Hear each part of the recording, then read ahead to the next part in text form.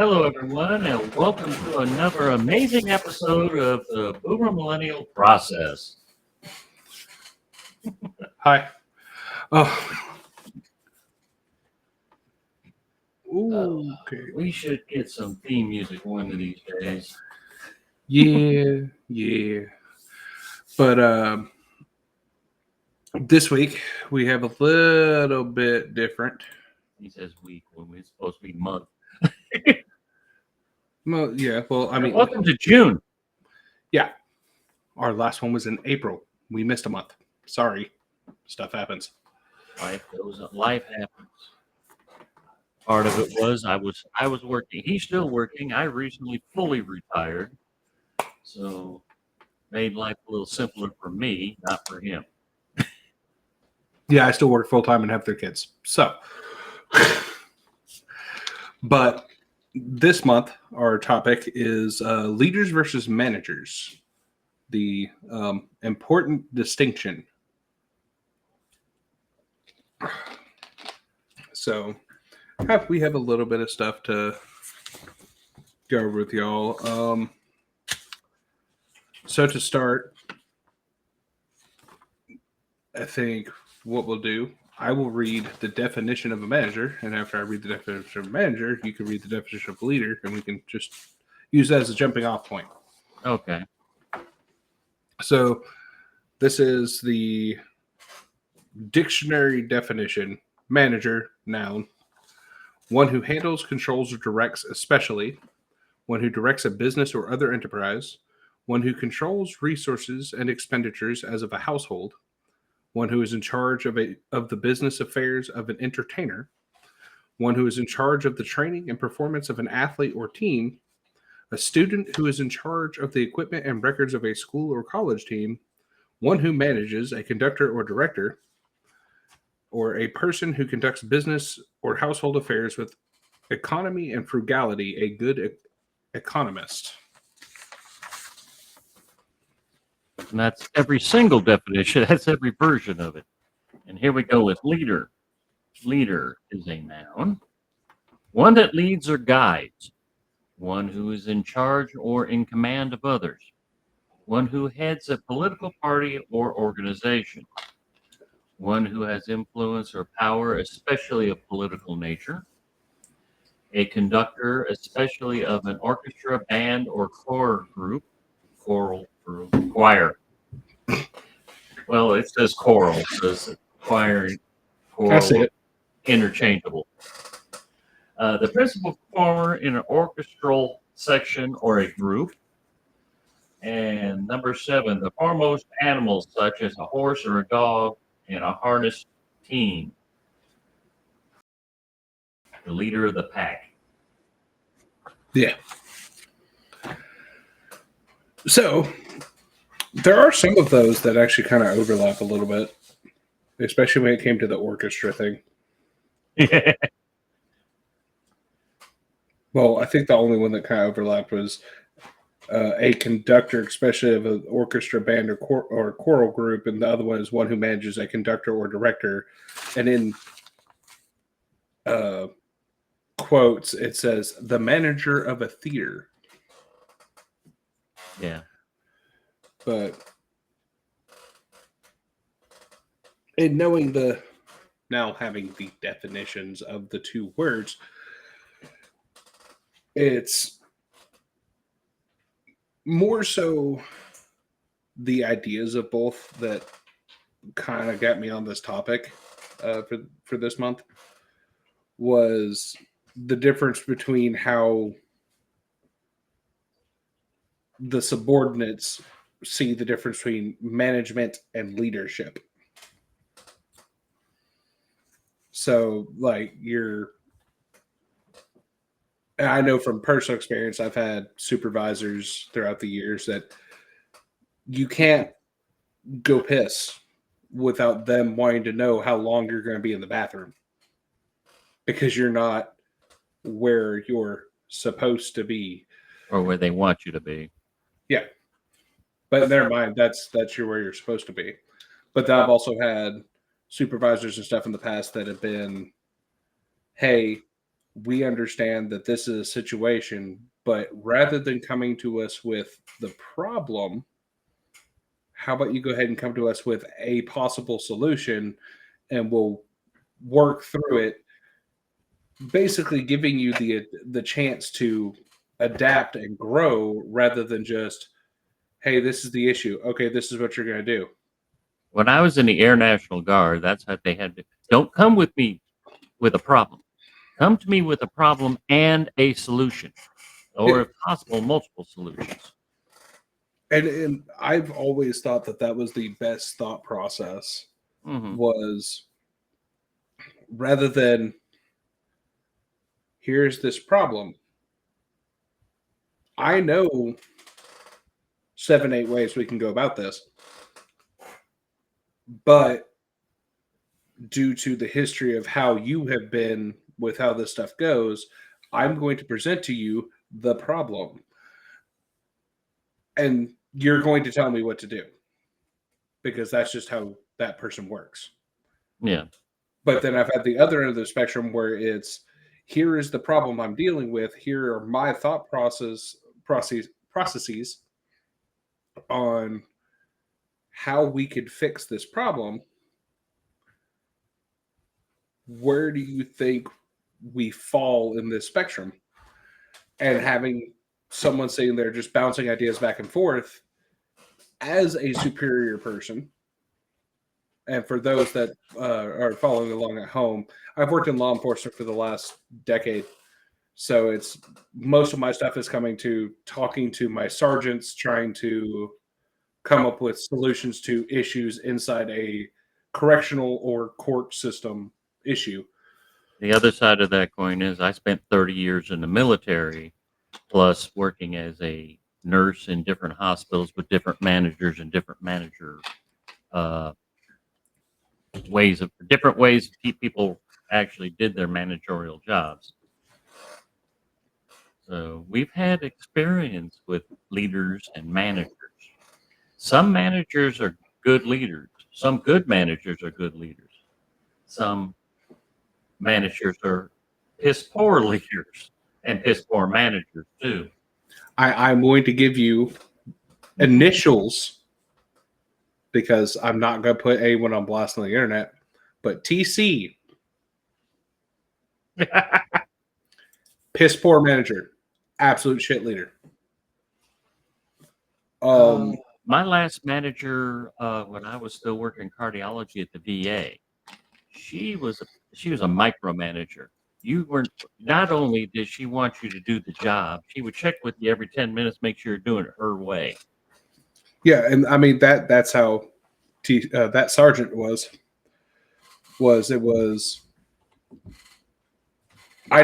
He would tell you, I don't want you to come to me with the problem. I want you to come to me with the solution. And any solution you came to him with, even if it was something that would work 1,000 times better than anything else, you were wrong. We're going to do it his way. And someone's probably going to get hurt.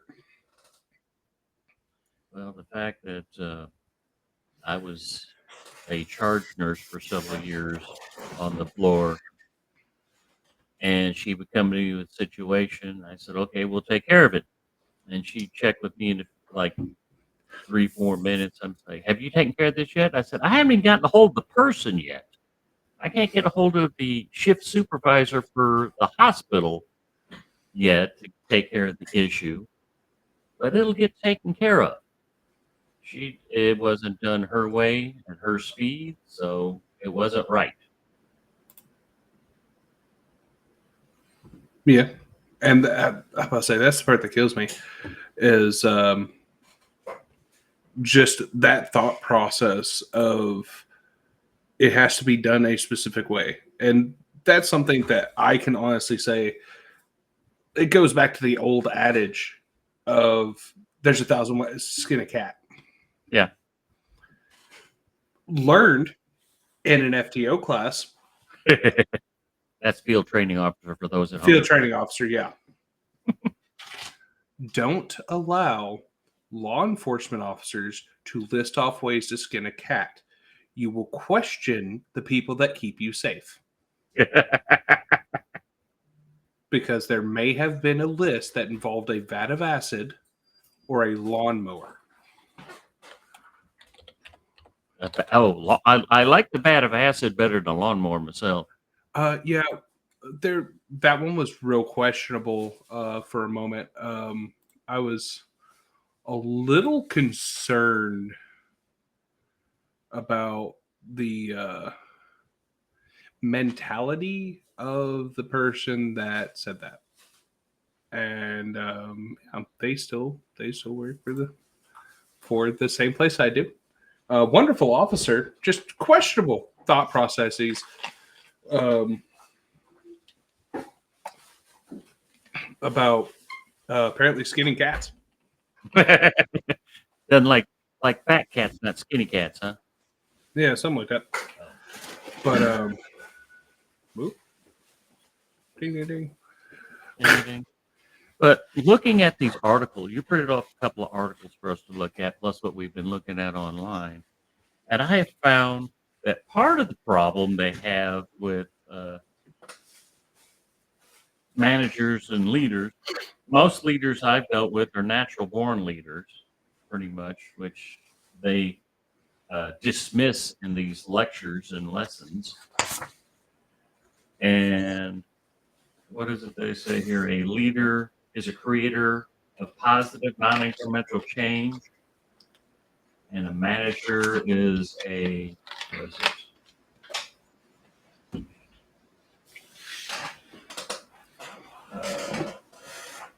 There's this one. Which one says something more effectively? Leaders are the driving force behind an organization's long-term success. Management can be likened to the backbone of an organization and involves efficiently coordinating resources and processes and people to achieve redefined objectives and maintain stability. I understood it, but just for future reference. Fix your mic. What's wrong with my mic? No, it was when you were reading, you were projecting down. Face my mic. I thought you said fix my mic. I'm sorry. No, you're good. My mic's over here, and I got my papers over here. I'll move them over here.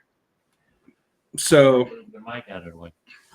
So I'm going to go under the same premise of what you just read, because that was the one from Our Lady of the Lakes University. Theirs was a better definition than the Harvard Business School. Yeah. Harvard Business School was a bunch of BS the whole time. Of course, it was a bunch of BS the whole time. Ooh, nice. Thank you. I just got gifted snacks. But there's a, what do they call it? A speaker. There's a whole thing with that. But a dude that speaks on this topic, that I have seen multiple videos from, one of the administrators in my organization follows everything that this man teaches. And a speaker. Yeah. And I understand why he does, because he does all this leadership versus management in a corporate setting, is the way he talks about it most of the time. But the way that he goes about it, it could fit into anything. And I have a little bit of his stuff up, like where you went over the leader and manager for University of Our Lady of the Lake. Yeah. So where he talks about leaders and managers. So he more talks about what each one of them does. So your leader is going to focus on the people. They're going to prioritize the growth and well-being of their team members. They work to inspire and empower. They motivate and encourage others to achieve a shared vision. They build trust and safety, creating an environment where individuals feel secure and can freely express themselves. Develop future leaders. They invest in training and development, ensuring the team is prepared for future challenges. Example, a leader might create a challenging product, trust their team to take ownership, and provide support and guidance when needed, is his general breakdown of what he talks about with leaders by what Google AI overview gives me. A fucking computer. Yes. But then on the opposite end of the spectrum, when he talks about managers focus on metrics and performance. Managers are primarily concerned with achieving goals and meeting targets. Then you have they direct and control. They often use authority and direction to ensure tasks are completed. So they're the ones walking by going, "Are you working on that project that's due next week?" And that's just their rigmarole. That's their statement every time. They're more concerned with efficiency and task completion. They emphasize efficiency and getting the work done in a timely manner. May not inspire. They may not focus on fostering a sense of passion and purpose within their team. An example is a manager might delegate tasks, monitor progress, and provide feedback based on performance standards. So where the leader is more focused on the people and making sure the leader's still making sure everything's getting done, but they're making sure it's getting done by fostering the growth of their team. Where the manager is on the other end of the spectrum, where they're concerned with the end all numbers. They're looking at the bottom line, where the leader is looking at the people that create that bottom line. Yeah, I always had the trouble differentiating between a leader and a manager. Because as a charge nurse, I'm supposed to be acting as mid-level manager. I would be a leader as well, but as the leader of the floor at the moment, I always thought of my job was to make sure my staff was able to do their job, make sure they're doing their job, make sure they're able to do their job, make sure they have the equipment they need to do their job, which is the manager part. As the leader, I was also the same person who would protect them from outside forces that were causing issues, making things harder for them to do their job. Yeah. Well, it's like in this one, so it does break it down a little bit with key differences. Wow, words are hard all of a sudden. Yeah, for a podcast, words shouldn't be hard. But the key differences is like their focus. Leaders focus on people, while managers focus on tasks. Yeah. Motivation. Leaders are working to inspire and empower, while managers are often working to direct and control. The responsibility, leaders are responsible for the well-being of their team, while managers are responsible for achieving results. So, and then the approach, leaders can take a more abstract qualitative approach, while managers take a more concrete quantitative approach. So in Simon Sinek's thing is, and I've heard him actually say this in a video, you can't have one without the other. I can agree with that. Because you need the person, the leader, the person that's going to be at the top, making sure as we've said, both working as first responders, shit rolls downhill. But so does everything else. It's called gravity. But the leader, what they're doing is they're starting from the top and working, and they're picking people and trying to lift them up to increase. They increase productivity through passion. They're, say, in a situation like I am with law enforcement, I want to go do this special class. I want to go do this special training that specifically trains me to something that maybe we don't have anyone else that does it. A leader looks at that as an opportunity. Yeah. A manager is looking at the fact that training is 2 weeks. And who do they want? And the funds. But they also, let's see, I've seen managers that are not very good leaders, but they rely on a person who is as like their second in command. Yeah. Well, and it's one of those things of like, Current administration at my job. The sheriff is a wonderful leader. Our chief is actually a wonderful leader. None of my administration are task oriented. They are all more on the leadership side of things than they are being managers. Now, if you go deeper into it and you get to my jail administrator and the jail captains, my jail administrator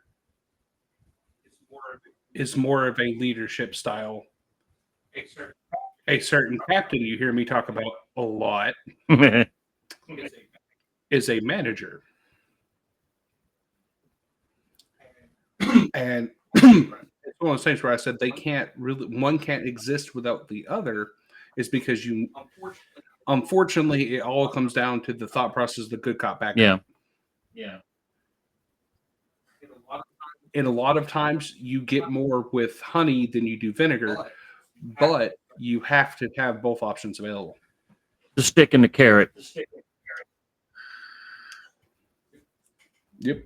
Because you got to get them to do something. You can do it, like I said, you either give them the carrot. If they still won't do it, you got to hit them with the stick. Yeah.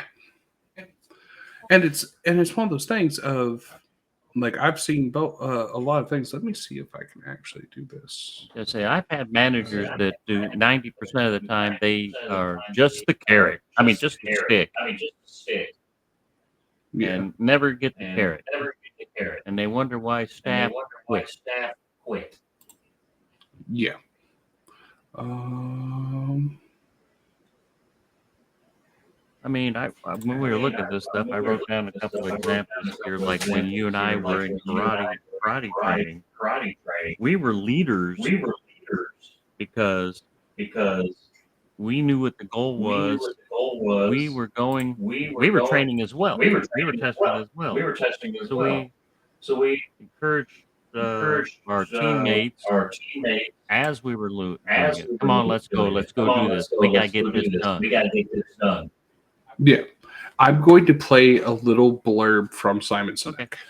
Because I just figured out how to do that on this. So. And the reason it's a wonderful... No. And the reason it's a wonderful hotel is not because of the fancy beds. Any hotel can go and buy a fancy bed. The reason it's a wonderful hotel is because of the people who work there. If you walk past somebody at the Four Seasons and they say hello to you, you get the feeling that they actually wanted to say hello to you. It's not that somebody told them that you have to say hello to all the customers, say hello to all the guests, right? You actually feel that they care. Now, in their lobby, they have a coffee stand. And one afternoon, I went to buy a cup of coffee, and there was a barista by the name of Noah who was serving me. Noah was fantastic. He was friendly and fun, and he was engaging with me, and I had so much fun buying a cup of coffee, I actually think I gave 100% tip, right? He was wonderful.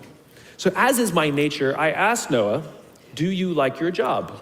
And without skipping a beat, Noah says, I love my job. And so I followed up. I said, what is it that the Four Seasons is doing that would make you say to me, I love my job? And without skipping a beat, Noah said, throughout the day, managers will walk past me and ask me how I'm doing, if there's anything that I need to do my job better. He said, not just my manager, any manager. And then he said something magical. He says, I also work at Caesar's Palace. And at Caesar's Palace, the managers are trying to make sure we're doing everything right. They catch us when we do things wrong. He says, when I go to work there, I like to keep my head under the radar and just get through the day so I can get my paycheck. He says, here at the Four Seasons, I feel I can be myself. Same person, entirely different experience from the customer who will engage with Noah. So we in leadership are always criticizing the people. We're always saying, we got to get the right people on the bus. I've got to fill my team. I got to get the right people. But the reality is, it's not the people. It's the leadership. If we create the right environment, we will get people like Noah at the Four Seasons. If we create the wrong environment, we will get people like Noah at Caesar's Palace. It's not the people. And yet we're so quick to hire and fire. You can't hire and fire your children. If your kids are struggling, we don't say, you got to see at school, you're up for adoption. So why is it that when somebody has performance problems at work, why is it that our instinct is to say, you're out? We do not practice empathy.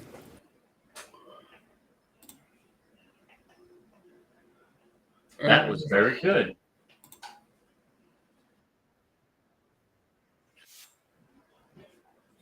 My problem with my managers, bosses that I've had over the years is none of them ever did that. I had a couple that would come check on me, but then the person that was above them would come down on them and on me. Yeah, and I mean that's currently what I'm trying to do at my job, because I am technically in a supervision position. I am a supervisor of the officers, being a field training officer. Is my job is technically to be the manager. Yeah, you're managing someone's training. Well, not only that, I'm also the first one that's supposed to correct someone who's not doing something by policy or doing something that they're supposed to do. If I see them doing something outside of it, I'm supposed to correct. And then if that doesn't work, then I go to supervisor above me, which would be a sergeant. If it doesn't stop there, it goes to lieutenant, and so on and so forth. But I think my issue is I have almost the opposite thing that you had as a charge nurse of I don't understand how to be the manager, because I know that my people know what tasks need to be done. Oh, I knew that too. They I'll not always do it, but yeah. Yeah, but it's one of those things of my guys know, they know what they're supposed to be doing. They know what needs to be done, what time it needs to be done, and they get it done. But what I've been working hard to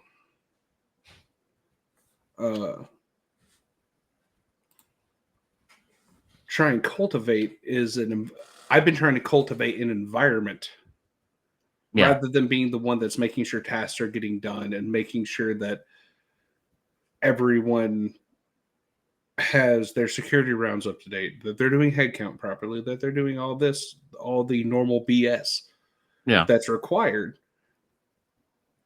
I leave that for my sergeants. I check on the people. That's always been my specialty, is the working on people. Like one of the guys I work with, he and I are actually going to every training that we have this year together. Well, me and two of my guys. And one of those trainings is crisis intervention techniques. Yeah. I saw that. And it's one of those things of both of them have come to me saying, hey, I'm feeling burnt out. I'm not sure if I'm going to be able to stick it out and this, that, and the other. And it's one of those things of, yes, I want my guys to stay. I had a situation, God, 4 or 5 months ago, we had one guy come back after a car wreck, and then his best friend there was an unfortunate situation, and his best friend ended up losing his life. And it was just one thing after another in this kid's life. He's 20 years old. Just one thing after another, hitting back to back. And he came to me and he's like, I don't know if I am okay enough to do this job at this point in time with everything going on. And as much as it is unfortunate, like my thought process is that that's extremely unfortunate because he was a good officer. He did his stuff. But I told him no matter, work will always be there. We're always hiring. Its turnover rates are fantastic in a type of first responder gig. But I think I was one of the few people to actually tell him that he needed to take care of him. Yeah. If you need help, call us. But if this place is causing you more stress than with everything else you already have going on, maybe it is not the best idea for you to be here. If it's going to cause you, if it's going to be more harm than what the paycheck helps you with, or more harm being in the situations that isn't outweighed by the people that are around you working with you. And that's where I'm at in my organization right now is I'm wanting to cultivate an environment where work is going to be work. You're not always going to want to be there. There's a lot of times I would rather be sitting in my boxers in bed playing my Xbox. But I have 3 kids that I have to provide for. I'm going to work. I would much rather make work as enjoyable of an experience as I can, even giving the fact that I'm working in a correction setting. Yeah. No one says everything has to be miserable just because you were in a jail.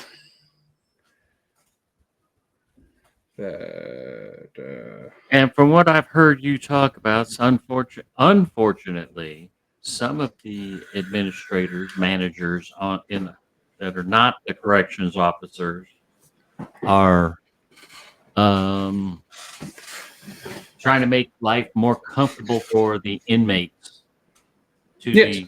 the detriment of the officers. Yes. And that's a current administrative, a systemic problem that we're currently dealing with. But it's one of those things of having the leadership in place to be able to deal with because law enforcement is a constant shifting thing. There's always new laws that are put out. Yeah. From top to bottom, your road deputies, road cops, your court guys, everybody deals with anytime there's a new law put out in the state. We all have to know it. But it's one of those things of being able to cultivate an environment that being able to adapt and overcome the adversity is necessary. Now, it'd be great in my situation if I wasn't constantly having to put up fires because there's a new adversity every single time I walk in that building because administration has changed yet another thing 3 days after they changed something. But I had that problem in the hospital, mainly when I was working for the VA, because you want to deal with political red tape, work for the federal government. Oh, yeah. I worked for the federal government for 40 years, whether it was in the military or the VA or, basically it, military and the VA.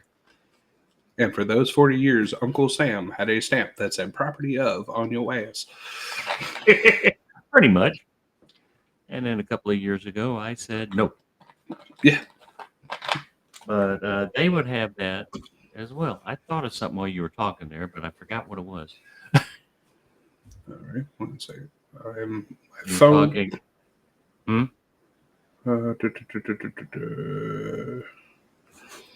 Had to do a quick scan. Message from my child's mother. You okay? Yeah, had doctor's swim day. But we'll go over that one after we get off. Yeah. But it's one of those things like I love Simon Sinek's view on things. And most of what he's talking about is in a corporate setting, but it transfers to everywhere. Yeah. Because as long, like right now, my current supervision, I have 2 managers and a leader for my current sergeants and lieutenant. I can see that. And ironically, the leader that is my sergeant is someone that I trained. That's good. Oh, I know what I was going to think of. I was looking at these things here. They're saying managers have to deal with resources, have to manage resources. They keep forgetting that their most important resource is Fucking people. exactly. They got to quit treating people like they're machines. And for leadership to, what does it say here? Effective communication, build team trust. Leadership develops often involves understanding human behavior, motivation, influence, dynamics, and influence dynamic. But to do this, you have to know your people. Yeah. Because each individual is different. Well, it's one of those things. Like, we all go to work because money. Yeah. We got bills to pay. We all do. But it's one of those things of, if that is your only motivation,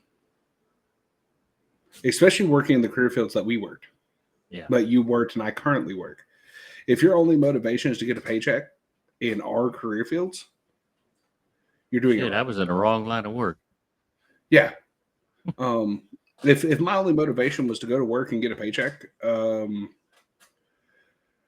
enforcement doesn't pay as much as you think it does. Neither does nursing. Yeah. I'm about to say it's About the same, actually. Yeah, I'm about to say if you want to get a good amount of payment, any first responder, get your nursing degree, or then go for your doctorate, become a medical doctor, become a traveling doctor that travels all around the world. Then you make money. You want to make money as a nurse, you got to specialize in critical care, like intensive care type stuff, and or have a master's or a degree or above and be a travel nurse. That's where all the money's going. Yeah. I had nurses I worked with that were travel nurses that never left Asheville. They live here. They're travel nurses. They just go bebop between 2 or 3 hospitals. Well, it's like the same thing as with law enforcement. If you want to make money as a law enforcement officer, you're going to specialize and go federal. FBI, FBI, DEA, CIA. CIA is not as much law enforcement, but yeah. Yeah. Well, not CIA, Homeland. Homeland Security, Drug Enforcement, FBI, Federal Bureau. We're not going to talk. We're not going to talk about the other one, the other What? alphabet mafia. What, the TSA? Oh no, not TSA, ATF. Oh yeah. Screw those guys. Alcohol, tobacco, firearms, and explosives. Sounds like a great Saturday night to me. Yeah, me too. Sounds like what's just across the room over here to me. Except for the explosives. Yeah, we don't have those. We're going to. We know how to make them, but they ain't here. Yeah, we're going to clarify that one real quick. We do not have explosives on premises. No. But it takes. I've always said this in all my time of being a field training officer, because of my 11-year career, it's been, I want to say, maybe 4 years of it I wasn't an active field training officer because I changed divisions, and that went from corrections to working court security. I wasn't an FTO in court security, even though I kind of was, because I trained new guys in how to run our criminal court. And then I just didn't get paid for it because I wasn't a post-certified officer. I just got, hey, tell him how this works. But then coming back to the jail, I went back and got my FTO because it's one of those things. It takes a special kind of person to want to teach. And that yes, which is why you were an instructor in karate for a while. Yeah. I still help with instructing karate. But also, a lot of people that can't understand the difference between a leader and manager. When I was always taught, especially when I was in the military, that a good leader, to be a good leader, you have to learn to be a good follower. Yes. And we had too many people who would be in what we call positional authority. They were given the jobs, they were in charge, no matter what their rank was. I retired a captain in the Air Force. When I was a lieutenant, I was put in charge, and the colonel said, "You're in charge. You tell me what to do." But Reg When say, but regs say, but that's still called positional authority. We did that a couple of times when we were in karate. You and I are the senior people on the floor. We were Yeah. both, what, at the time, 4th-degree black belts? Yeah. And a 2nd-degree black belt was put in charge of running the thing. Had a couple of people that were giving her grief and not listening to her because they outranked her, and you and I had to put the hammer down. I make a great pit bull in cage. Without the cage. Yeah. But we had to put the hammer down and say, look, she was put in charge by the person who's over all of us. Yes, we outrank her. She's in charge. You do what she says, or you answer to us. I still have to say it, and that's another thing that I had to grasp over the years was being able to differentiate personality types, because I had, especially working in the career fields we do. Yeah, we come up with a lot of different personalities, and they're very similar between law enforcement and medical. Yeah, well, it's one of those things. You have to be a slightly different person at work because you can't be who you are at home. Because if I was exactly who I am at home, at work, I would get walked all over. Because at home, I'm just like very laissez-faire, let shit roll. We'll catch it on the back end type stuff. Just let's be comfortable. But at work, I have to be I am the authority. Yeah. So I have to keep a certain level of professionalism. I have to keep a certain level of. I didn't make that big a difference. Of course, I worked in nursing and medical field. I didn't make that big a difference. I mean, when you and your sister were growing up in the house, I was a disciplinarian, had to do that. I'd let things go sometimes. As a charge nurse at the hospital, most of the times I did the same passive aggressive shit I do at home and let it go until I can't let it go no more. Yeah, And there have been times where I had to step between a nurse and a doctor and say, look, and tell the doctor that, look, the nurse is doing what she's allowed to do, what she can do, or he can do, depending on who the nurse was. If you want this done, you have to do it yourself because it's beyond our scope of practice. I love saying that at work. Scope of practice. Scope of practice. I actually had used that on the radio the other day. I called for one of my sergeants because there was a situation that required a supervisor to approve. Mm-hmm. And I mean, I got all the information that was available in the situation to be able to give a good example of what's going on and why I'm calling him and everything else. Because nine times out of 10, I handle most things on my own. Yeah. Oh, you're having you and your cellmates are having an issue. Cool. I have this bunk open over here. You said you're chill with these guys. Move over here. I'll move it in the system, and I'll just let my supervisor know afterwards. Hey, I did a thing that to alleviate a conflict, and 9 times out of 10, they're like, okay, cool. Thank you for not, because I'm supposed to get supervisor approval to even move people's cells. But if I can articulate that there was a need for it, they're never going to argue with me doing it. But this guy would need to move from one housing area to another housing area, not just cell to cell, from one whole section to another whole section. I can't approve that. So you can move you from here to the cell next door or 2 doors down or whatever, but from pod A to pod C, no. Yeah, it's kind of like in a apartment complex type thing. I can move you from 401 to 402, but I can't move you from 401 from building A to building C. A to building C. I have to have higher authority grant that approval. And so I came over the radio. I was like, "Hey, Sarge, need you to come up here.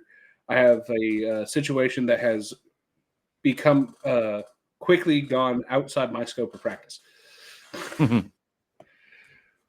But it's just one of those things of with this whole situation, with the whole totality of our thing here.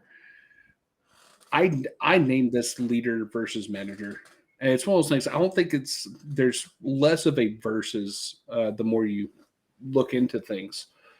It's more of leadership versus management. Leadership versus management. That's what I was trying to say. Yeah. Because the leader and the manager could be the same person in different lights. Yeah. Because it could be the person that while they're with the team, they're focused on the team doing well, cultivating the environment that allows them to prosper and everything like that, cultivating people to want to move up. But then behind the closed door, they're looking at the metrics. Well, it's like you and I did that when we made that giant screen for karate for the projector thing. Yeah. We came up with the idea. We came up with the goal. We came up with the we did leadership and management for that whole project. Well, let's be real. We had to get approval from Sandy, but yeah, our instructor said, "I want this," and we went, "Dope, that's awesome. Let us figure that out." Yeah, and we figured out what we needed. We did the job of a manager and a leader at the same time. Yeah. For those following along at home, these two white guys that you see on your screen were put in charge of a project to build a projection screen that was based around the style of the gate that still stands at Hiroshima, that thing that survived 2 bombs. I still want to know what it's made out of. I know it's made out of wood, but that's fucking crazy. We came close. Yeah, I would say Japanese people are amazing with the stuff that they create. I don't have that level of artistry. They have patience. There's the difference. Yeah. The older you get, the more you get patience. Believe me, that's why they say when I was young, my mom did this. They were disciplinary. No, you can't do this. You can't do that. Now my children are around, they say, "Let Grandpa here, give you this and do that and the other," because we've learned to be more patient, not from necessity, just from longevity. Oh, believe me, I see that all the time. I know, with your own children and me. Mm-hmm. Because there are times that I have literally watched them get away with something that would have got my ass kicked. It's okay. I had the same problem with you and your grandfather. Fair. I mean, for what little time he was there. True. You were what, 8 when he died? He died in 99? Yes. I was 7, 6. 6. 6. Yeah, 6. He died in October of that year. Yeah. I was 6, almost 7. But yeah, it's one of those things of learning. I almost want to say leadership versus management is a balancing act and can be situational. It's a matter of having the ability to walk that tightrope. Or if you can't, knowing how to get people around you who can. Yeah. Like, I know my goal 90% of the time. I know my people know what they're supposed to do. I'm going to try and cultivate an environment that makes their job not easier, because there's nothing I could do to make working with the human element easier. Yeah. The human variable is always a pain in the ass. It doesn't matter what job you work. But to cultivate an environment that everyone looks out for each other, especially in my career field, to where get it to a point where I don't have to call and ask for help. They know what needs to be done. And when they see the totality of the situation, they know, hey, I can jump in here. This will make stuff better for everyone involved, rather than, oh, well, it's their turn to do the round. I'm just going to chill and that it'll be fine. They'll be done before it's done. Yeah. Too many. I've worked with too many people like that. Yeah. Well, my jail administrator actually has a sign outside of his door that it says, "Never say it's not my job." Yep. Now, the thing is the rest of what it says on that sign, I don't remember because it's absolute bullshit. But like most of the stuff we read from Harvard, yeah, and some of the stuff from Our Lady of Lake, because they treat management like it can be educate. I mean, what was it they said in this one part here? It said for management. Oh, what are the 5 roles of a manager? Planning, organizing, leading, controlling, and problem solving. But the key things for the 5 things for a leader is vision, communication, influence, integrity, and adaptability. But that's not the part I was thinking of. They were actually talking about to be a manager, take their courses in management. If you want to be a good manager, take our courses in this, and this, and then you can get a job that will give you paid this, which is why all these college graduates come out thinking they should be not get an entry level job, but go straight into management, not learn what the job is. That's part of the thing I wanted to bring up too, difference between a leader and a manager too, or to be a good leader or a good man, not a difference, but both. You need to know the job you're leading or managing, not just come in and be the manager and, okay, you were told you have these resources, get this done. You don't know how to get it done, and that's what the people are for, but you're supposed to manage the people. But you don't know how to manage people because you don't know how to do the job. well, here's the difference in that, and this is something I have seen when you're talking about a leader versus a manager in this situation. Yeah. A leader is going to go to their team and say, "This is what we're supposed to do. This is what we have. Explain to me the process." Y'all already know what we're doing. Y'all have been here before me. Explain to me what needs to be done. I will make sure everything goes the way it needs to make our stuff happen. That'd be a good manager.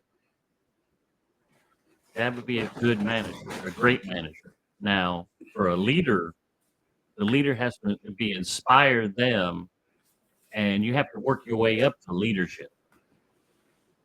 From my perspective, or how I've learned things throughout the decades. Well, it's one of those things. I could walk into any job and be a leader. I could walk into any single one.